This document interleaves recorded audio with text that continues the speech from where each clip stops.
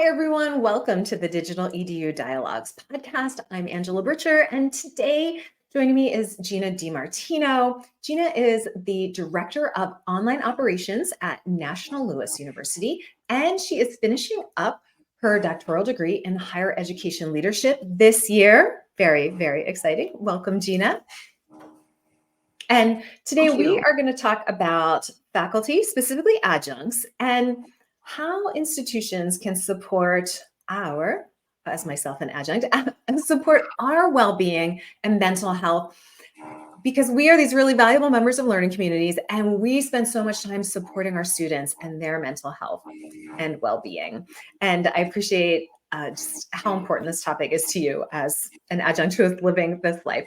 So first, if you could tell us a little bit about your background and how you went from adjunct to the position that you're in now.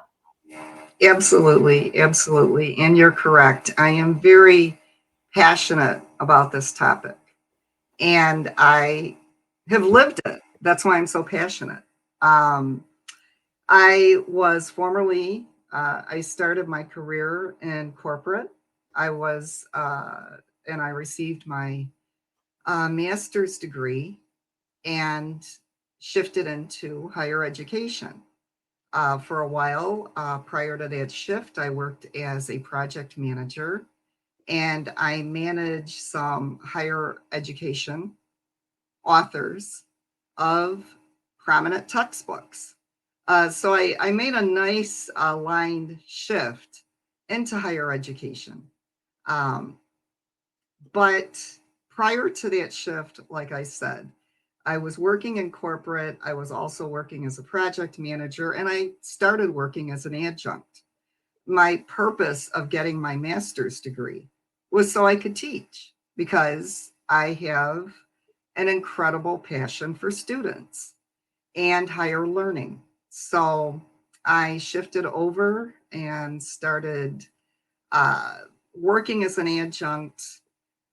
Goodness, I think this was right around 2004. So I've worked at numerous colleges and universities, business colleges. I've had the opportunity to meet a diverse group of students, wonderful students, and I love teaching. Primarily, I recall most about being an adjunct faculty member. What I recall most is being in the classroom late in the evening while still working a full-time job, and coming home and feeling like I've had the life drained out of me, because I would give it all to my students in the evening. And primarily I taught evening courses, right? And I worked during the day. And I did this for a number of years. And then I finally made the shift into working. And working, and I've had several different positions that I've held over the years, and mainly teaching was my great love. But I've also worked as a student success counselor in the TRIO program. I have served as a director of student advisement, associate dean of general education. So I'm very grateful that I've had the opportunity throughout my higher education career to wear quite a few different hats. But again, there was a lapse in between some of these higher ed positions, and I was what I would like to call a professional adjunct faculty member for probably 3 or 4 years, almost 5. This also provided a great opportunity for me to learn a variety of learning management systems, platforms. So I am familiar with many different LMS platforms, because while I was an adjunct, I was teaching at 2, 3, 4 colleges at a time, or universities. Some in what I call the ground classroom, some in the traditional classroom, and others online. This helped me gain a great deal of experience with what I carry into my role now in online operations. Um, I've And really enjoyed my role. I and I just want to say I appreciate that all the experience that you bring to this leadership role. Like you've lived all of the positions that you now get to oversee and manage.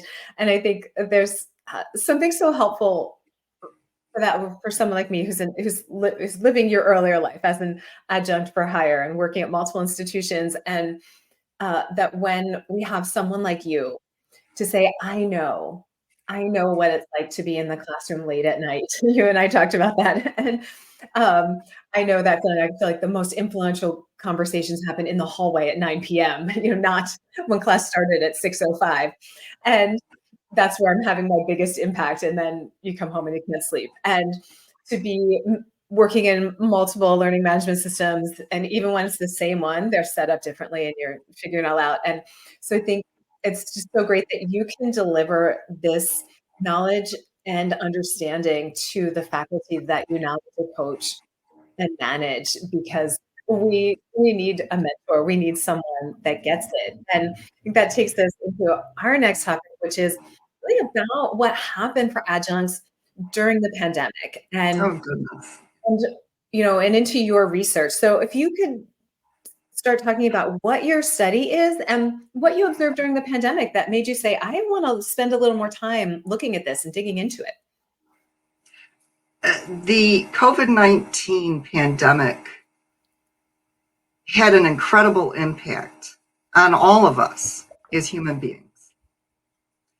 I think that the sense of resiliency that we're now seeing and the ability for people to jump back in to their roles and get out and work and do wonderful things again, I think that's amazing. But I also feel like that there is an opportunity that we need to set back and take some time to grieve and resonate what we've been through and let that settle. Our faculty and students need that opportunity. This is the purpose of the research I've been doing. During the pandemic, like many in the higher education area, I observed a number of things that were going on, incredibly challenging for our faculty and for our students. One of these areas, and specific not only to adjunct faculty, but because adjunct faculty tend to teach larger sections of students. Many of these sections are in our general education area: math, English, science, introduction to college. I know that many adjunct faculty are probably nodding their heads right now because these are a number of the courses that are assigned to us. And with these assignments, there's usually a large number of enrolled students. Well, if you think back during the pandemic, we had the immediate shift to remote learning. When we say immediate, in many cases, it was within weeks. Some colleges and universities were more prepared than others. Those that were not prepared at all, you can imagine the stress on faculty and students. At my university, at National Louis University, we were quite prepared. We were in pretty good shape with our online experience and training with faculty prior to that. However, regardless of that aspect, this shift means that we have faculty teaching from their homes, learning technology or having the ability to utilize this technology while they're homeschooling many young people at home, children, possibly caring for family members who are ill, or in my case, a caregiver to my father, who I was extremely concerned about, and lived in another home, lived outside my home. And we all know the challenges of that during particularly the most stressful times of the pandemic. But with students, think about what students went through for a moment. We have this shift to remote learning with students, and we have the stress of them learning in a different environment. They're isolated, and some students simply did not have the accessibility to technology as we automatically assume. Not all students have that accessibility. So these are a number of areas that were incredibly stressful for students, incredibly stressful for the faculty who want their students to continue to be successful, and they're doing their best. Everyone is in a new environment, while we're all struggling with the unknown. Something that we've never, I think we talked about this before, and I know this conversation has come up a lot with my colleagues when we talk about this, but you know, the COVID-19 pandemic was something that brought us all, whether we wanted to or not, to the same level. We're all brought together. It was something that we could truly identify with from a human perspective. So, you know, the isolation that students experienced, it had a major impact on them. We're adults, and we were expected to carry quite a heavy load with grief. Some of us lost family members. Some of us still have after effects from the pandemic. Some of our students have family who were essential workers, and they were dealing with all of these things, but we're adults. Think about our students and the capacity for them to have to retain this information, try to continue learning while they're dealing with all of this disruption in their lives and not being with their peers. All of this was incredibly challenging. And for many of us, working nonstop. For those of us who were thankful and had the opportunity to take assignments, if you're an adjunct faculty member, during that time, for some adjunct faculty, and I cannot speak for all, but there was some opportunities out there, and we know we want those opportunities as much as we can get them. I think of like, you know, being in a band, you know, taking on gigs. You know, I got some gigs. You know, when I was an adjunct faculty, you know, I would say, "Oh, great! I just got another gig." You know, my office was just texted my husband today. I was like, "Oh, another gig for spring. I'm good." I'd drive on campus. I'd work in my grab my portfolio and information out of my car, and you know, that was my office. And then I drive over to another campus and teach, and then I jump home in the evening and teach online. So, you know what, we want those assignments. Okay, getting back to our conversation. In my capacity, in my role at the university, our concern was making sure that our faculty were prepared for that remote learning, which in my case meant that I was working nonstop, not only to support my faculty team, who I monitor, but also helping other faculty through our learning and design team, coaching and training and making sure. And then the other area of my role in operations was making sure everything was still running smoothly.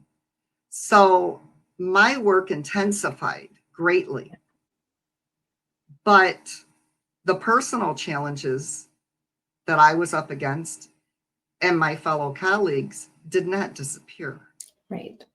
We're all juggling so many things. Right. We've got family, we've got the unknown, we still have all this work to do, and we have to constantly change and adapt that work. Right. And something you said stood out for me about our students. It reminded me of that summer I was teaching online, and I had students that signed up for a fully online program. They didn't miss a beat. They were cruising like normal, and it was summer, so they expect to have kids at home. But that fall came, and we came back to campus, and week to week, we didn't know. Well, I had an online class. I also had in person, and week to week, we didn't know if we would be in person. And just hearing you talk about it reminded me of that sense I had of, I have to hold the space for these students. They were mostly incoming freshmen, and they were true freshmen. And, they were 18, 19. I remember it was election day, and I had a student in the class that wasn't old enough to vote yet.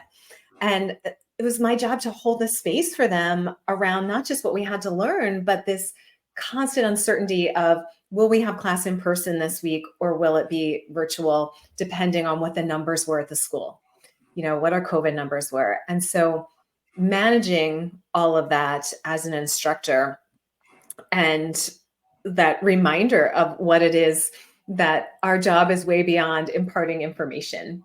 It's, you and I talked about this, the great care. We come to teaching because we love it, and because we want to work with students. So that great care and that energy that goes into holding the space for our online students as well as our in-person students. And when you and I met before, you said something, this incredible phrase that I'd like you to talk a little bit more about, and how is compassion fatigue. And I feel like that's kind of where we're going in our conversation. So if you could talk about the idea of compassion fatigue that we did experience, and Absolutely. maybe continue to experience. Absolutely. Over the last 2 years, compassion fatigue, we can talk about all of the work we did and working nonstop. And what I found, the number one contributing factor to the fatigue that we're experiencing right now as educators, is compassion fatigue. And compassion fatigue meaning that as educators, and this applies to all, K through 12, college, there is a general compassion fatigue that we all experienced during the pandemic for our students. It is our role to mentor our students, and we, as you mentioned, we create that space. And for once, and I always would tell my students, sometimes students will come to you and share things that you're like, oh my goodness, which leads me into my next thoughts, is, during the pandemic, that was the one time that we couldn't fix this. We didn't have answers. We were just like our students, and if you recall that time, like you mentioned, are we going to go back on campus? Are we not? Are we going to be open? What are the levels? Are we going to wear masks? Or are we not? All of this instability and this venture into the unknown, we couldn't fix this for our students. Mm-hmm. We didn't have the right answers. There were no answers, right? So that was incredibly draining. I know for myself, I know for many, to not be able to reassure students that everything will be okay. You will continue on to graduation. You will be celebrating your commencement with your peers, together, not on Zoom, which I recall very vividly attending commencement on Zoom. It was all I could do to sit there and not cry. If this is how we feel, then how could we not be fatigued? And how can you remove all of this when it's all over? Mm-hmm. Yeah, Which we'll talk about I know. just fade away. And I hear you talk about commencement, just I think is such a poignant moment. And I think about that. So my students talk about that with their high school experience now, and that they attended either their commencement or someone else's, an older sibling or friends online from their high school. And I know in the case of like several schools where I teach, they just postponed it. They just postponed it for a year and just said, we're going to do it next year so that everyone can have that robust and full experience. But missing those milestones. And again, like you said, like we can't fix that. We can't take it away with the, the pain or whatever feelings there are around that. And I want to transition a little bit because one of the things that you and I talked about was that there are some schools that are really doing a good job of responding to these kinds of things for our students. And we're going to talk more about students in a couple of minutes, but that what's missing is that support for faculty. Like it's this expectation that students are demanding more mental health resources and we're giving them those, but what are we doing for faculty who may also be in need of those mental health resources or well-being resources? So we can have our cup filled up so we can be that support staff that students need. That's very true. Very true. And I recently noted there was a survey by Timely Care, which is, and I'm taking a look here. I really want to share some of this information because it's important. I ran across this in January, and Timely Care is a virtual health and well-being provider in higher education. And I wanted to share this because I feel that this is important, which is the basis of a lot of the research that I've performed over the last couple of years. And it states that it talks about supporting students' mental health and well-being has become a job expectation for higher education faculty and staff. This also somewhat falls in line with our compassion fatigue because we know that students talk to us. We know that students tell us some very challenging things and we feel like we need to do something to help them. And many faculty on the front lines with working with their students do not feel prepared to address mental health issues with their students. None of us are equipped for that. And that's not part of the training in your master's program. That's not part of the There's nothing about how to support students' mental health after a pandemic. Absolutely. And in the study that the survey that was prepared, that there is more support that's needed for faculty and staff.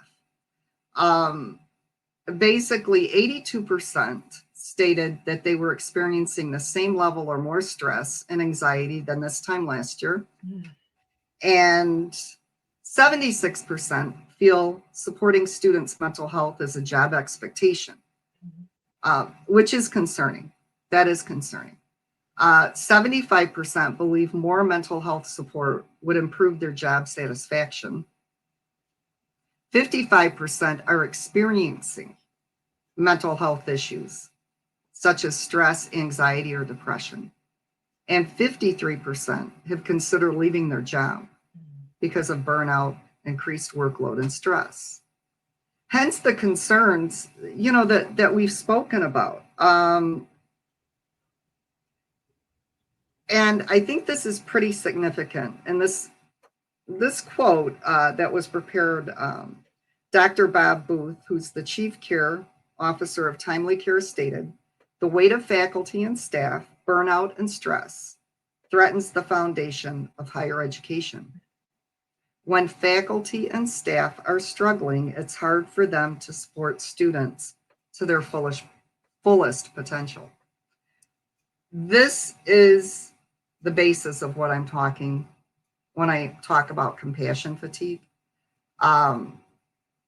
This is a very, very real concern because we're coming out of the pandemic. We're all tired. Our students are tired. They're still having issues in the classroom. having difficulties retaining information, having difficulties getting motivated. Enrollment has dropped because students just don't want to go to class. So with this all being said, what can we do, right? These are real concerns. And I think that many colleges and universities, they recognize these mental health issues that have come up with students. They were there prior, but now they've escalated due to the pandemic. And I think that colleges and universities are stepping things up. I've noted recently some of the great initiatives that universities are taking to reach students, particularly online students, by having mental health buttons or something within that's embedded in courses that students can simply select. I need help, you know. All of these are great initiatives because it's only going to improve the academic success, persistence of our students. Yeah. However, our faculty, they need help too. And the stigma around mental health needs to be lifted. We all need to recognize, hey, we've all been through a lot, and we all need a safe space to share, among other things, you know. But I think the most important thing is that we need to recognize that all of this, as it pertains to faculty, lends to the effectiveness of instructional delivery and the impact it has on students in the classroom. If faculty are not well, students will not be well, because we can't help our students if we're not feeling well ourselves. I think that is a perfect wrap up for this first half of our podcast, Gina, that ultimately our well-being as faculty is going to create the best learning environment for students to succeed. And so we are going to take a quick 30-second break. And when we come back, we are going to talk more about some solutions for faculty and for students and some of your ideas. This episode of DigitalEDU Dialogues is brought to you by the BAB Group. The demands for teaching and online learning are constantly evolving. Don't get left behind. Carve out a competitive edge and give students engaging learning experiences with support from the BAB Group's team of course design experts. As experienced online faculty and instructional designers, the BAB Group knows how to craft those aha moments for students and meet outcomes for every modality: online, hybrid, and face-to-face, creating engaging, welcoming, and inclusive learning spaces for students of all ages and abilities has never been more important. Discover how the BAB Group can help you by visiting their website today.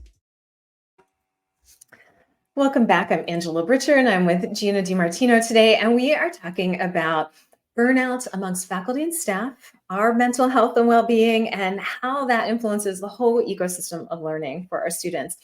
And we're going to pick up talking about some solutions. And while we're in that commercial break, I was thinking about a conversation I had with in-person students the other day. It was a media and society class, and we were talking about other things. And they were like, no, we want to talk about mental health and how that's portrayed in the media, and how it looks nothing like their personal experiences of this. And so for me, there was some structure that I was able to guide this conversation as it pertained to the course and media and my areas of expertise. But I asked students about, do you know where to find resources here at school? Are you familiar with the resources? Have you used them? What do you think of them? And in that moment, I thought, I don't know where to find them. Like, I would reach out to the next person that my supervisor, but I don't know, because we talked about the adjunct life at each school. It's a different person. It's a different department. It's a different place to find that student support form that's buried in some, SharePoint of forms. And so if a student comes to me after class and they're having something, that we need those resources at our fingertips, just the way that students need them, and that students need to know where they are. So you talk about some of your ideas about solutions for faculty and how we can help ourselves and our mental health, as well as be better prepared to work with our students. Absolutely. Awareness. and knowing where to find these resources.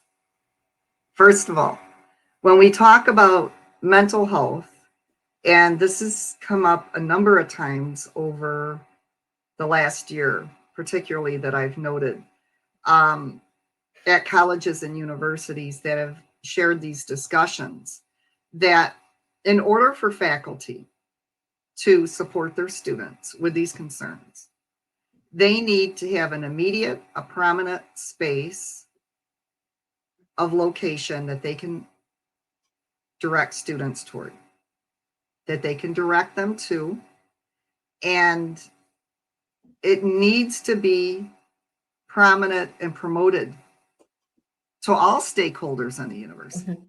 As you say that, I think about like at the beginning of every semester, I get an email from the writing center and I get an email from the librarian. Right, right. Right? We know where those resources are and where to find them. And we need that same level of communication from our mental health and well-being resources. Absolutely. I think that it would be a great idea if colleges and universities have not started doing it, to do it, to promote the mental health services that are available, not only to students, but to faculty. Mhm. And like I said, let's lift the stigma. Let's let that go, because we're all humans. We've all been through our experiences from the pandemic and overall life in general that we all experience, pressure, many of the things that our students have experienced. The way to help them be healthy is to have this authenticity and this voice that we share, to create this space for everyone and our colleagues. With this being said, I think that promoting this information at the beginning of every class, of every course, having something embedded in the syllabus for students to see, having that conversation with students, while difficult, we know, as you mentioned, Angela, it can be achieved. We cannot be scared to bring it up. And it also makes it easier on us as faculty that we've promoted these services, so it somewhat lifts a load off of us, that we are not expected to heal students or counsel their concerns, but we can certainly direct them to where they can go and listen to them. Mhm. You mentioned awareness and knowing protocols and practices.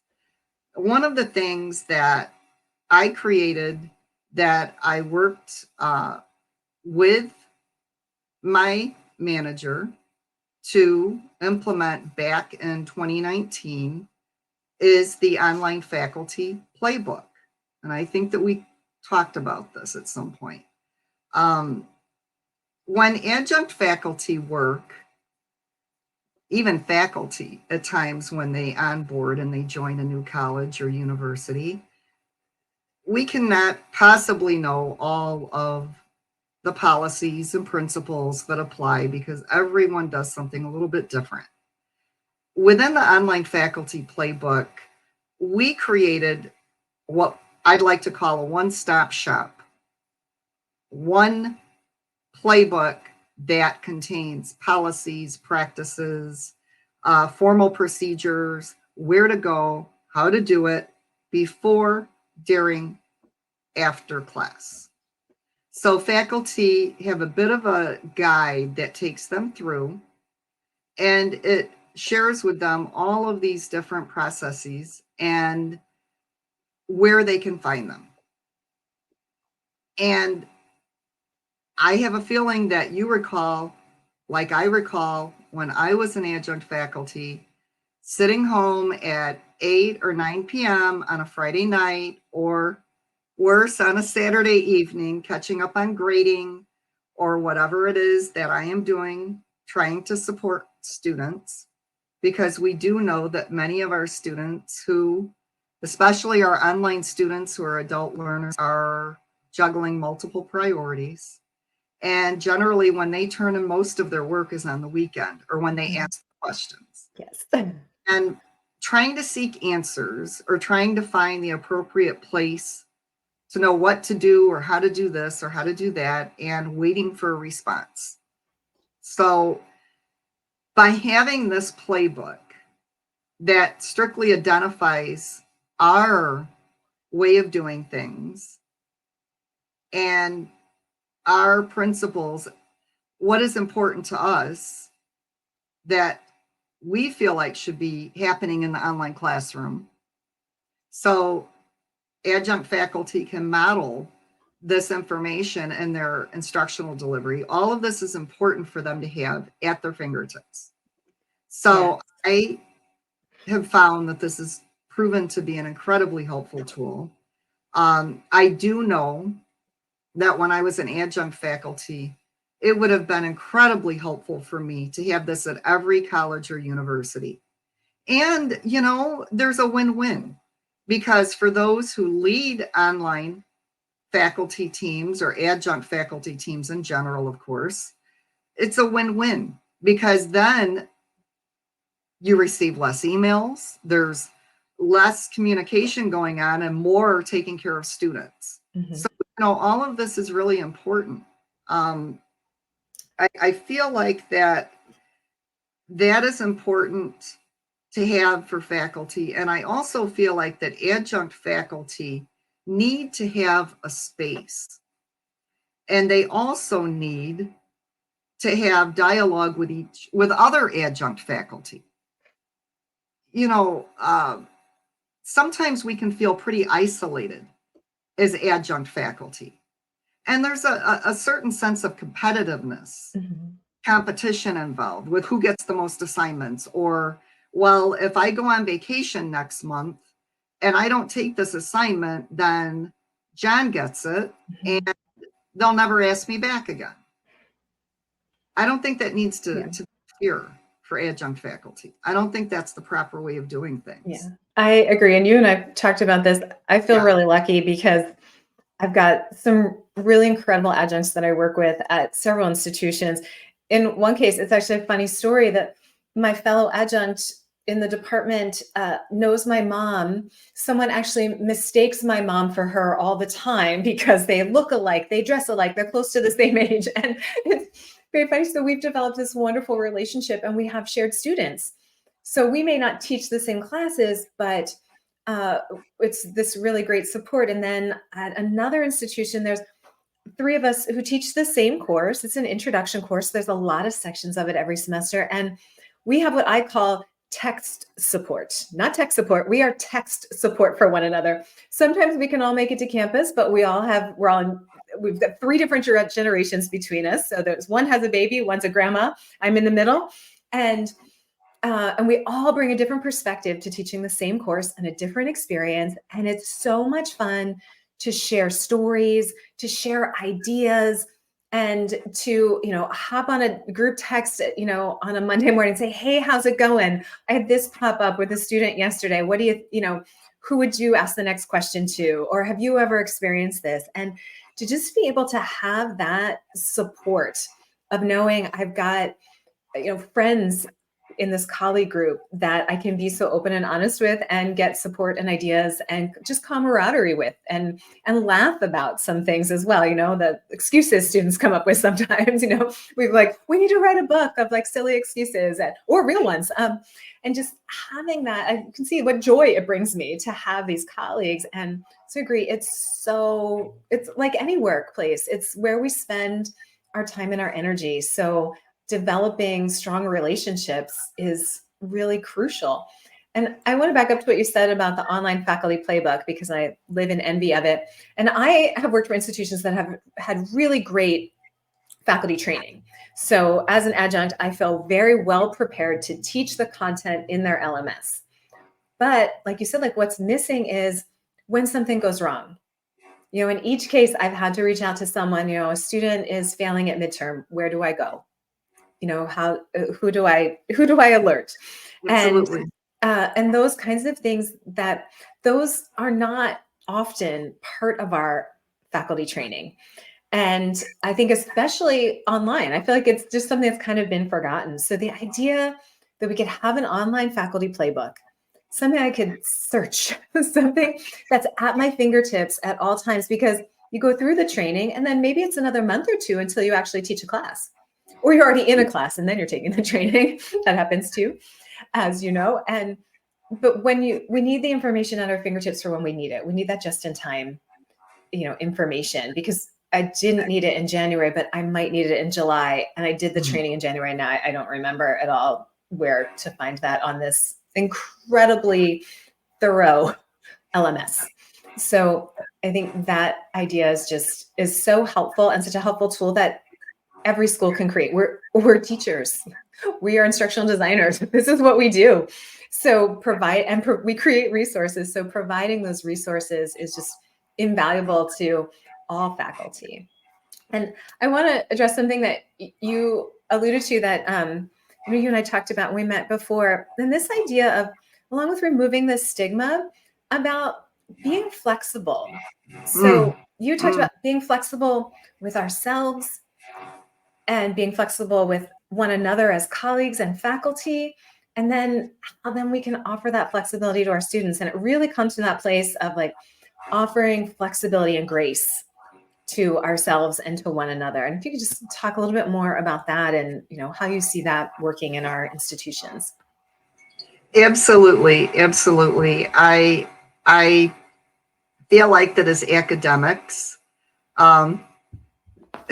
it goes back to us feeling like we need to have the answer for everything, right? We're all scholars and we all have this great information at our fingertips, but sometimes we forget that we're all human.